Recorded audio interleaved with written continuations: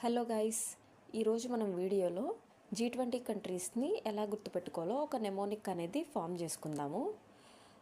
మనం చూసుకుంటే G20లో 19 కంట్రీస్ ఉంటాయి అండ్ 2 ఆర్గనైజేషన్స్ ఉంటాయి, European union, African union. African union last time జరిగిన G20 సమావేశంలో బ్రెజిల్లో జరిగింది కదా, అప్పుడు ఫుల్ మెంబర్ అనేది అయింది.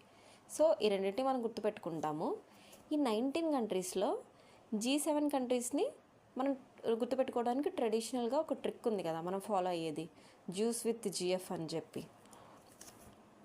జ్యూస్ విత్ రష్యన్ జిఎఫ్ అని చెప్పి ఆ ట్రిక్తో మనం ఈ 8 కంట్రీస్ని గుర్తుపెట్టుకోగలం.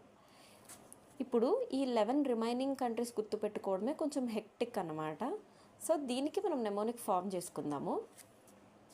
ఈ జ్యూస్ విత్ జిఎఫ్ అంటే Japan, US, Italy, Canada, England means UK, Germany, France. ఈ 11 కంట్రీస్కి ఇప్పుడు ట్రిక్ చూద్దాం రండి. ఒక ఇన్సిడెంట్ చెప్తాను, ఆ ఇన్సిడెంట్ని గుర్తుపెట్టుకోండి. ఎలాగంటే ఇప్పుడు మనకి ఒక సాయి చరణ్ అనే ఫ్రెండ్ ఉన్నాడు. వాళ్ళ బ్రదర్కి ఆస్ట్రేలియాలో మెడికల్ సీట్ వచ్చింది. సో మన పార్టీ అడుగుతాం కదా, అడిగినప్పుడు ఏం చేశాడంటే కేపాప్ కాన్సర్ట్కి తీసుకెళ్ళాడు.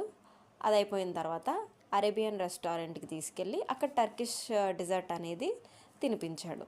ఇది మళ్ళీ ఇంకొకసారి రిపీట్ చేస్తాను. మనకి సాయి చరణ్ అనే ఫ్రెండ్ ఉన్నాడు, వాళ్ళ బ్రదర్కి ఆస్ట్రేలియాలో మెడికల్ సీట్ వచ్చింది. సో మనం పార్టీ అడిగాము, తను ఏం చేశాడు, కేపాప్ కాన్సర్ట్కి తీసుకెళ్ళాడు. దాని తర్వాత అరేబియన్ రెస్టారెంట్కి తీసుకెళ్ళి అక్కడ టర్కిష్ డిజర్ట్ అనేది తినిపించాడు, డెజర్ట్. సో దీన్ని బట్టి ఏమేమి కంట్రీస్ వస్తాయో చూద్దాము.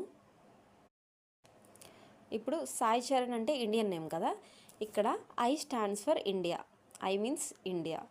ఎస్ఏ అంటే సౌత్ ఆఫ్రికా. చరణ్లో సిహెచ్ అంటే చైనా, ఏఆర్ అంటే అర్జెంటీనా. బ్రదర్లో బిఆర్ అంటే బ్రెజిల్.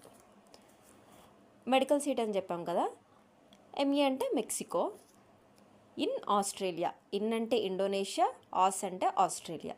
ఇప్పుడు కేపాప్ అనేది మనం సౌత్ కొరియాలోనే కదా చూస్తాము, సౌత్ కొరియా.